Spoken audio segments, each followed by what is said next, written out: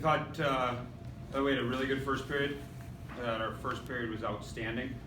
I thought we got a little loose in the second, and really what was the tipping point of the game was odd man rushes and not picking up away from the puck. But I thought at one point I thought we were, our first period was maybe one of our better periods of the year. I thought we played with energy, I thought we played with emotion, I thought we did a lot of very good things. But I think in the, like I said, I think the second period, odd man rushes and not playing away from the puck got things away from us. Obviously the last goal we were pressing and a bad bounce on the fourth goal. So it's hard to, I mean, your goalie plays pretty well and gives up 5. So they throw a lot of pucks in the net, and you got to have your head on a swivel and make sure you're picking up away from the puck. And on 2 of the goals, we didn't do a very good job of that. Oh, any questions?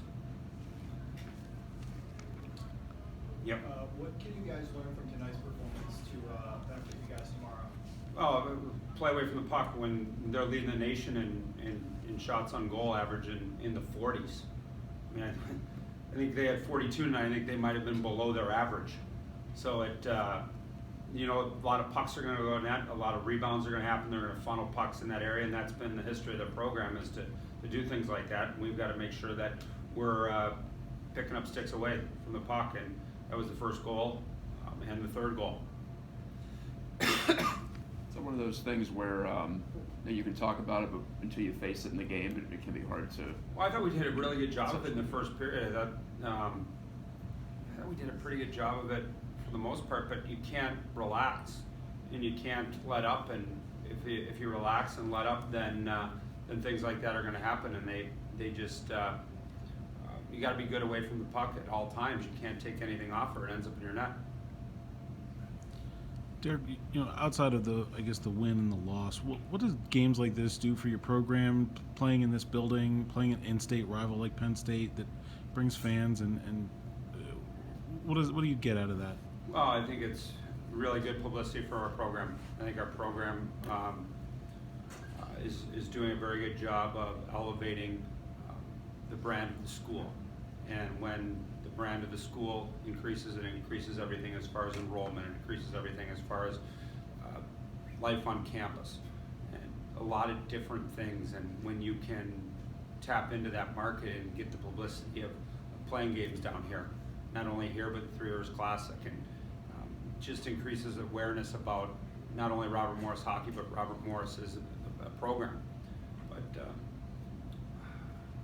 I really, you can't say enough good things about Pittsburgh Penguins, PPG Paints Arena, and the support that they give not only our hockey team but our basketball team playing down here, and all athletics. I think you saw it on the board, the dasher boards last night, the RMU logo during the Penguins games, and that kind of visibility and that kind of increased awareness of our program is something that you don't take lightly. So thank you to them for the support that they give not only Robert Morris hockey and basketball, but Robert Morris University. Did that feel like a Penn State RMU game to you? Like the games that have been amplified emotionally in the past? Yeah, I thought it was a little dirty at times, and a lot of these guys haven't played against each other, and they're fairly young, a lot of freshmen and sophomores, and so we haven't played for a couple years. But I said we played in spurts the whole first period, and then spurts after that, and you're trying to get yourself back in the game physically and mentally, and trying to play till the end of the buzzer. We gave ourselves an opportunity to pull the goalie, and we were going to pull our goalie, but then they scored right before that.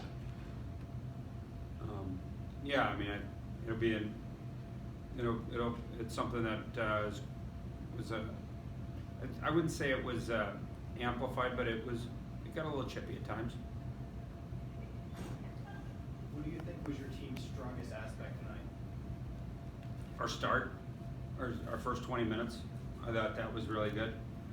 I thought that getting the first goal was a key for us. That's something that we struggle with playing from behind, and I thought we did a good job of getting the first goal and scoring in playing a really good first period. And then we just had moments in the games that I wouldn't say the wheels fall off the bus, but You get a couple loose screws in those wheels.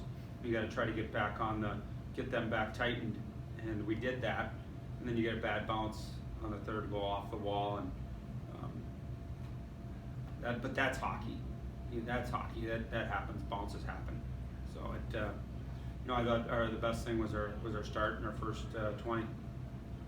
This team set a pretty high standard over the years. Do you sense some dissatisfaction, some anger about how things have gone so far? Absolutely, absolutely. Frustrated because this has got the capabilities to be a very good hockey team, but you can't talk about it. You got to go out and do it. And I would say there's a little bit of frustration as far as where we are, because you play so well in spurts, but you have to put it together for a full 60, and when you do put it together for a full 60, a bad bounce or something happens, and sooner or later something has to change to flip the script. Yeah. What do you think you guys need to do to reach your potential as a team? We got to get everybody going on the same time. You can't have any passengers on the bus, and every game, I wish it was one person that I could say that is what's costing us, and it was one person that I could make a lineup change. But every game it's somebody different. There's a couple people different that hurt the hockey team, whether it's with a play, whether it's not getting a puck in, whether it's a bad pinch. So you got to get everybody going at the same time, and I don't think we're getting everybody going. So for us to have success, we've got to get everybody going at the same time in every game. Consistency within everybody's game. Coach, what does it take to get a consistent compete though? We talk about playing well in spurts tonight. What are things that you learned from your past and your coaching experience to get a more even, consistent, bad level out of the team? That's a tough question, because I thought we had a really good week of practice, and I pushed them to their mental capabilities, and we all talk about it. We all talk about playing a full 60, but you have to go out and do it. And it's tough because tonight you didn't. There's other games that you felt it coming. Tonight you didn't feel it. It just kind of happened. And give credit to them. They got a lot of pucks to the net, and you have to stay mentally focused with all the challenges that they have of pucks around the net.